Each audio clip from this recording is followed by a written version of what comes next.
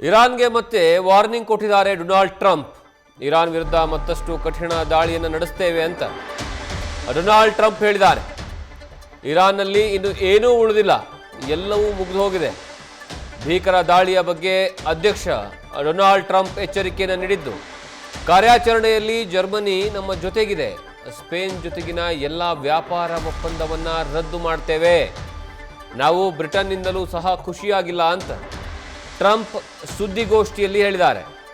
ನಾವು ಮಾಡುವಂತಹ ಮೊದಲೇ ಇರಾನ್ ಈ ರೀತಿಯಾದಂತಹ ದಾಳಿಗೆ ಪ್ಲಾನ್ ಅನ್ನು ಮಾಡಿಕೊಂಡಿತ್ತು. ಇನ್ನು ಯುದ್ಧ ಮುಗಿದ ನಂತರ ತೈಲ ಬೆಲೆ ಇಳಿಯುತ್ತೆ ಎನ್ನುವಂತಹ ವಿಚಾರವನ್ನು ವಾಷಿಂಗ್ಟನ್ನಲ್ಲಿ ಅಧ್ಯಕ್ಷ ಡೊನಾಲ್ಡ್ ಟ್ರಂಪ್ ಹೇಳಿಕೆ ನೀಡಿದ್ದಾರೆ.